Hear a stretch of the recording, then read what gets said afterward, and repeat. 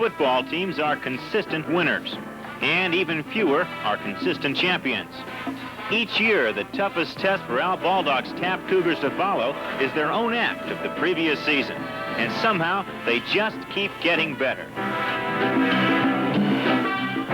In the third week of the 1981 season, East Los Angeles College found out just how much better. As Coach Baldock sent his troops onto the field, they were already 2-0. But the game's opening series suggested that the Cougars had yet to reveal just how awesome they really were. Halfbacks Chuck O'Brien and Travis McLean knifed the Cougars into scoring position.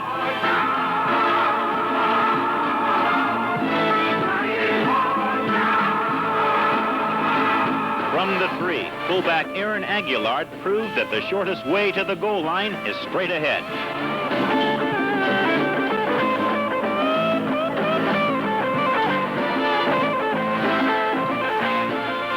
In no time at all, Taft was knocking at the door again, and fellow fullback John Greer assumed the same direct approach and got the same results. With East LA's offense totally stymied, Taft used a mixture of weapons to carve up a stunned LA defense. The Cougars paused only long enough to give all-conference kicker Jose Oshiguera some field goal practice. The first quarter gun gave LA's defense its first chance to take a breath. But the extra oxygen didn't seem to help much, as Aguilar opened the second quarter by bolting out of the backfield with a carbon copy of Greer's earlier dash to the end zone. Meanwhile, it was the same old tune for LA's outclassed offense, as sophomore defensive back Tommy Harris slammed the door on an LA drive for respectability. Harris's return set up another dart out of the Taft backfield as Tommy Lascola sprinted across midfield. Then, the order came from the sideline to mix it up a bit, and quarterback Gabriel Reyes found all-leaguer Julius Pitts tight-roping the sideline near the end zone. What next? You guessed it. Greer straight ahead. On defense, this game was becoming a turnover tournament. This fumble recovery set up a tenacious individual effort by quarterback Chuck Grady.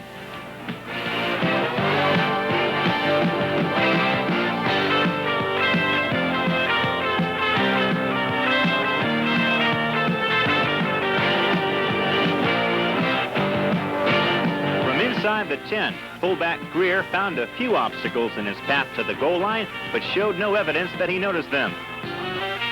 With the score already an awesome 51-0, the balance of this game seemed like a series of instant replays.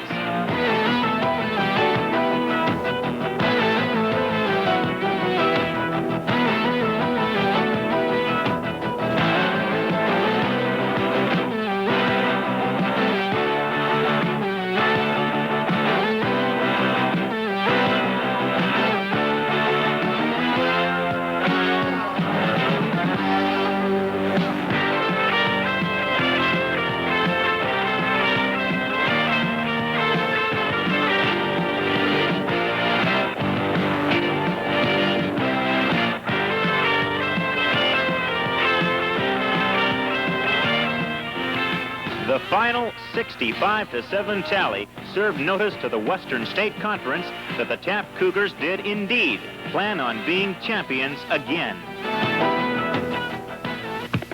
Even the offensive explosion against East LA could not overshadow what was already obviously a great special teams unit. The Glitter Men were 3 elusive kick returners, led by number 1, Chuck O'Brien, who led the team with over 430 return yards on the season. However, when O'Brien rested, it was not time for opposing defenses to relax, because right behind him was Julius Pitts, who was not only a super punt returner, but averaged an incredible 36.7 yards per kickoff return. Number 22, Larry Willis, was the third threat, accumulating 178 yards as a punt return specialist.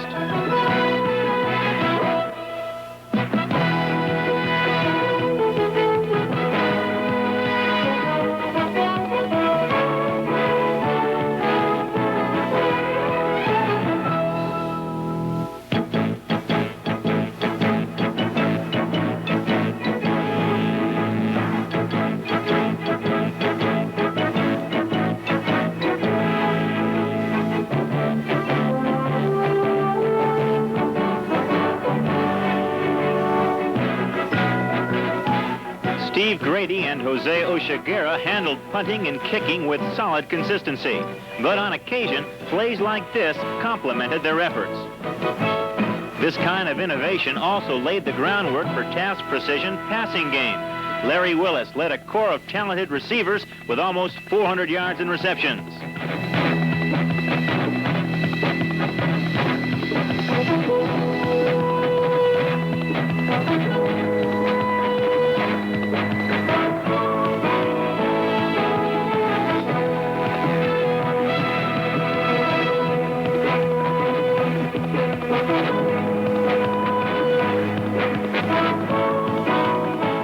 Willis was not alone as Julius Pitts snared 13 receptions on the year, averaging over 18 yards per catch.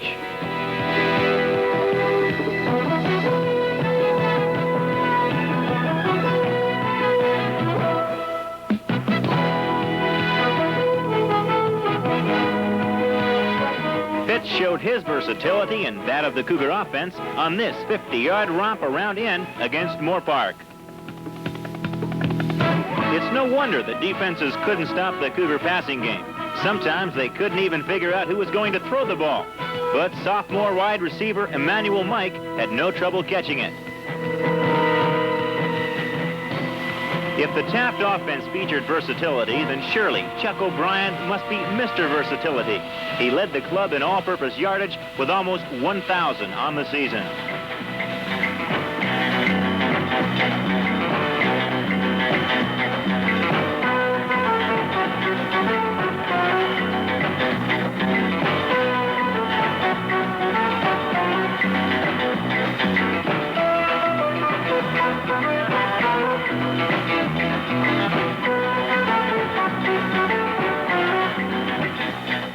In fact, the nifty 5'9" sophomore even fumbled for extra yardage. The Cougars featured 3 quarterbacks. In fact, Baldock had 3 complete sets of backfields. Number 11, Chuck Grady, led the team in touchdown passes and ran the option like a chalkboard.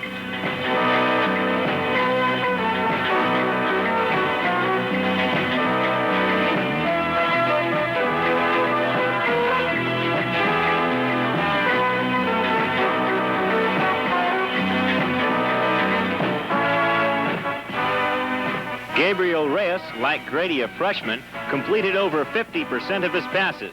And the team's most accurate passer could also run with the ball.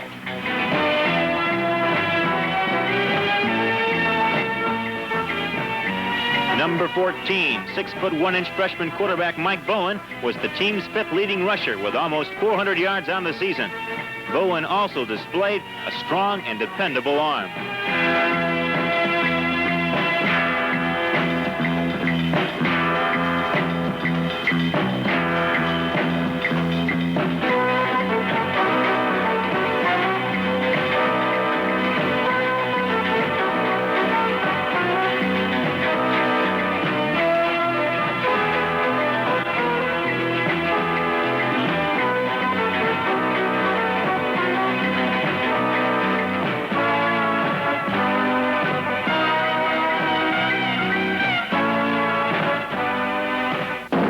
The heart of the Cougar attack was the fullback position. Here, too, Taft had a triumvirate, led by John Greer, who bullied his way to 771 yards, over 6 yards per carry. Number 32 also scored 96 points, ranking him 2nd in the state and setting a new Taft single-season scoring record.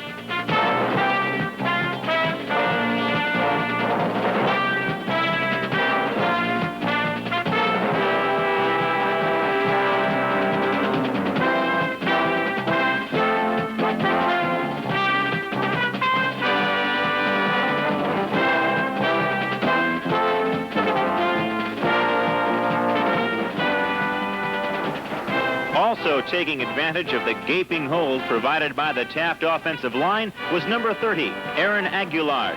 Aaron was the team's 2nd leading rusher. Time after time, the 200-pound fullback would squirt into the secondary behind the punishing blocks of all-conference linemen Derek Lowry, Gilberto Esteves, and Kendall Blackburn.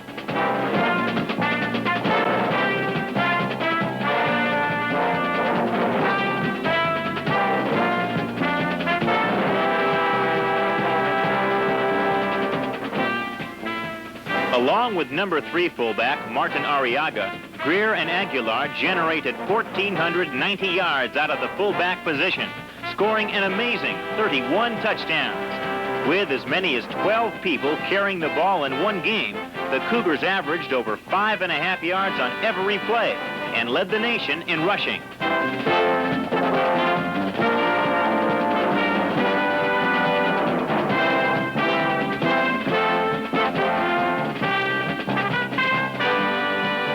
On the ground and in the air, this was some kind of offense.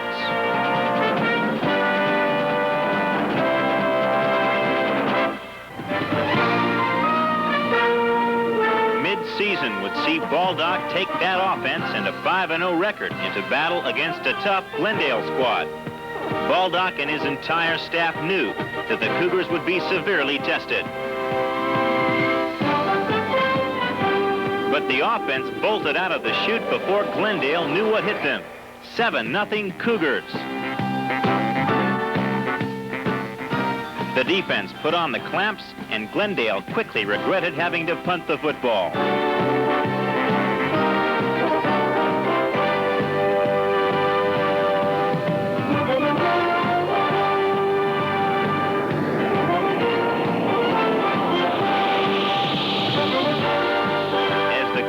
Pressed their advantage, their opponents began to sense just how good this Taft club really was.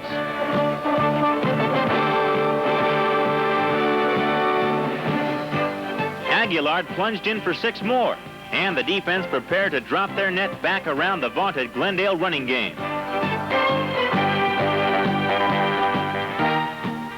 Grady then took charge of the offense and ensured that the momentum would not be lost as he passed the Cougars to 6 more points.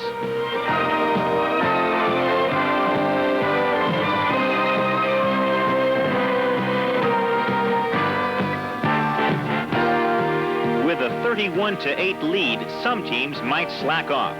But with such incredible depth, the Cougars just don't have a mop-up squad. Magellan Walker's blocked punt set up still another score.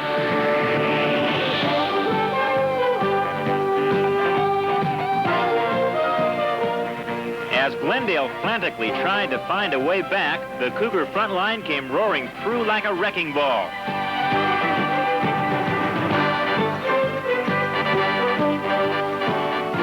O'Brien's dash to the goal line made the 4th quarter academic. But Glendale was not about to throw in the towel. They kept searching for a path to the end zone, only to be turned back and turned around by a Jeff Judy interception.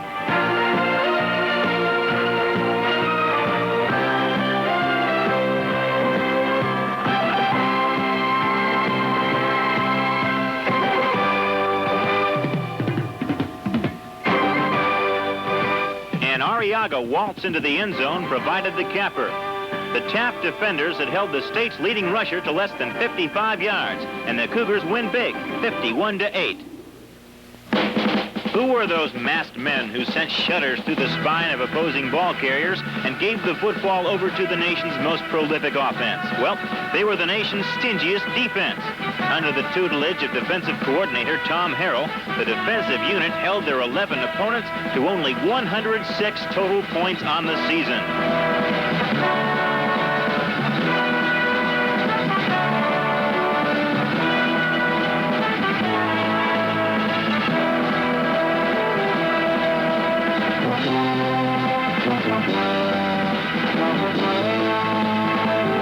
Linebackers in all conference selections, Joe Gaddy and Doug Gray anchored a defense that was equally tough against the run and the pass.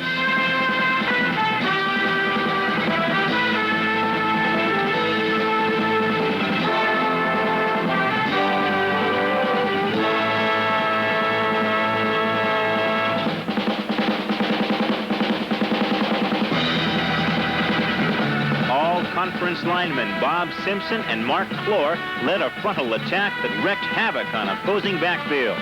Clore was a first-team All-America selection.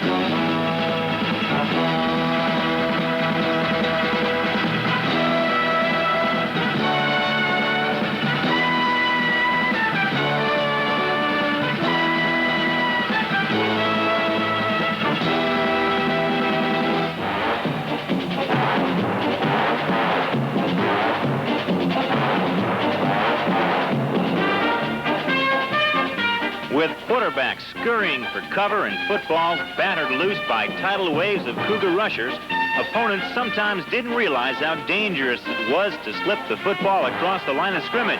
Behind Joe Gaddy's linebacking crew stood a sparkling defensive secondary. Taft defenders picked off 20 passes on the season compared to opponents' 5. Led by second-team All-American Tommy Harris, the Cougar secondary threw a blanket over opposing receivers.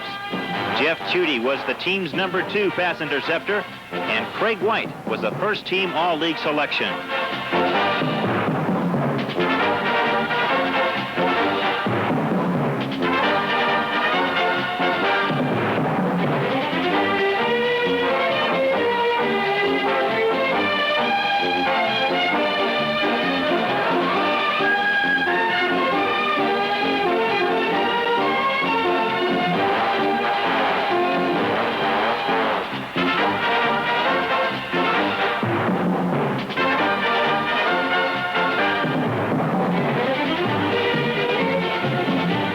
No question that Taft had a great offense.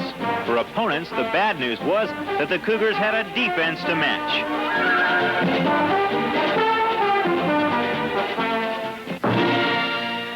By the 10th week of the season, the Cougars had rolled over 9 consecutive opponents. Tonight, their opponent is undefeated Ventura College, the state's #4 ranked team. At stake is the conference championship. Both teams sputtered some in the early going, but the Cougar defenders kept the pressure on, forcing a key turnover.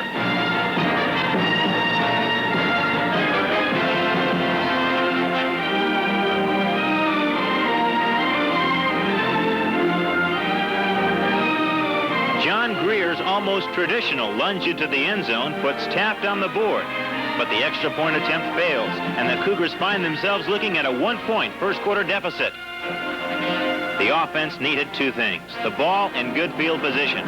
Taft defenders did not disappoint. Setting up at midfield, Bowen turned the option into what looked like a touchdown streak down the near sideline.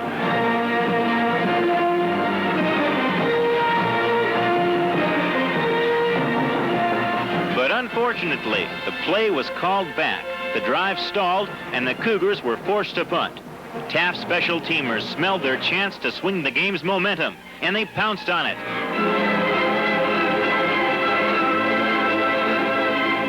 Greer put points on the board the only way he knows how, knifing straight through the middle, and the Cougars were on top.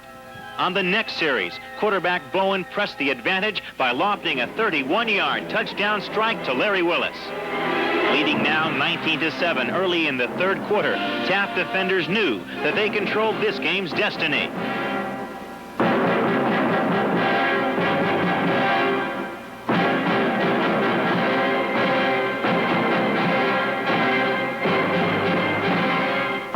Jeff Chudy's timely interception seemed to do the trick, but a second Ventura touchdown periled the Cougar lead. Freshman Fury Julius Pitts answered the challenge with a lightning-like 92-yard kickoff return. And within 16 seconds, the Cougars had their margin back.